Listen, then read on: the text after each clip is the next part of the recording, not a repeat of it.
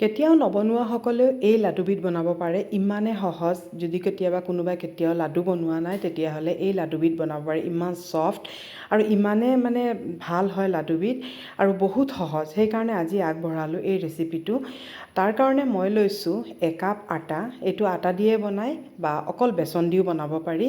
মই লৈছোঁ একাপ আটা, আধা কাপ চুজি লৈছোঁ আৰু তাতকৈ আধা লৈছোঁ 1/4 কাপ লৈছোঁ মই বেচন।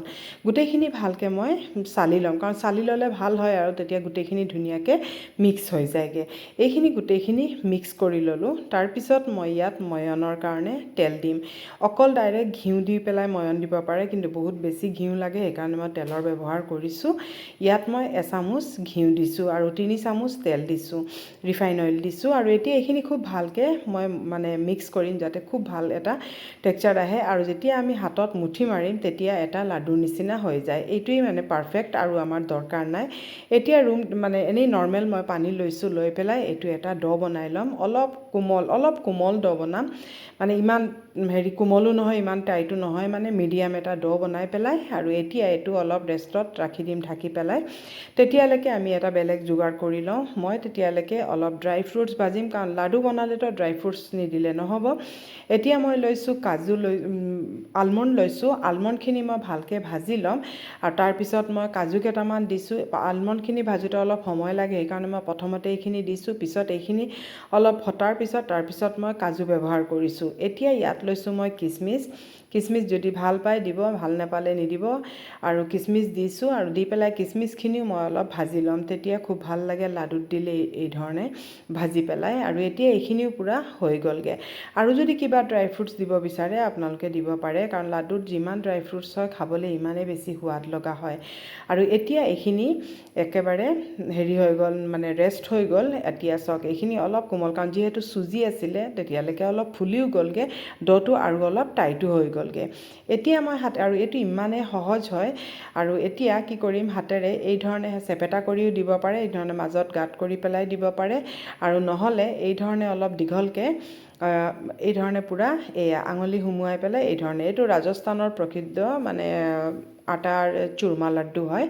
আৰু একেবাৰে মই ভাবোঁ সকলো লাডুতকৈ এইটো সহজ লাড্ডু হয় আৰু বহুতে সোৱাদ লগা লাড্ডু হয়। গোটেইখিনি বনাই ল'লোঁ। এতিয়া খালি কষ্ট এই সময়তে এইটো একেবাৰে ফ্লেম ল' কৰি পেলাই ভাজিব লাগে।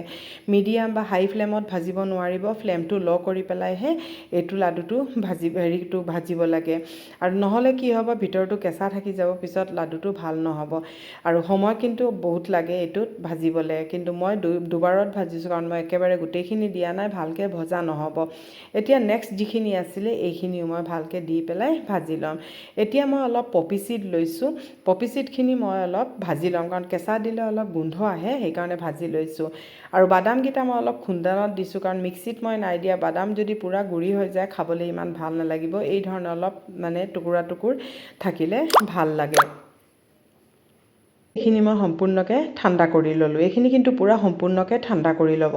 তাৰপিছত এই ধৰণে এইখিনি পূৰা দেখিছে নহয়, হাতেৰে কৰোঁতে পূৰা গুড়িৰ নিচিনা হৈ গৈছে, কাৰণ যিহেতু আমি পূৰা ভালকৈ তেলৰ ময়ন দিছিলোঁ, ঘিউ তেলৰ, সেইকাৰণে। এতিয়া এইখিনি অলপ যেতিয়া সম্পূৰ্ণ ঠাণ্ডা হোৱা নাছিল, অলপ ঠাণ্ডা হ'ল, তেতিয়া মই এইখিনি কৰি লৈছিলোঁ। এতিয়া আৰু ভালকৈ পূৰা ঠাণ্ডা কৰি লৈছোঁ। তাৰপিছত মই মিক্সিত এইখিনি গুড়ি কৰি ল'ম।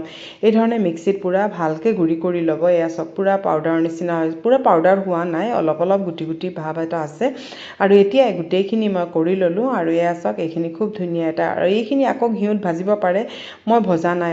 আৰু যিখিনি ড্ৰাই ফ্ৰুটছ আছিলে এইখিনি দিলোঁ, আৰু অলপ ইলাচি গুড়ি কৰি দিলোঁ, আৰু অলপ নাটমেগ দিছোঁ, যিটোক জাইফল বুলি কোৱা। এইটোৱে কিন্তু তাৰ ফ্লেভাৰটো খুব ধুনীয়া আনে। এতিয়া আৰু এখন মই কেৰাহী লৈছোঁ, লৈ মই তাত 2 চামুচ মই ঘিউ দিছোঁ।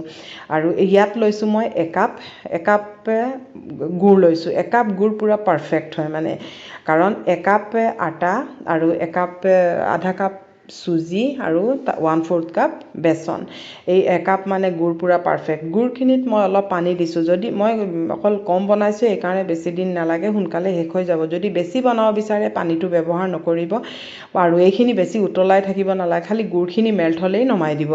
আৰু এতিয়া এইখিনি মই অলপ চাকনিৰে চাকি ল'লোঁ, কাৰণ গুড়ত অলপ কিবাকিবি থাকে।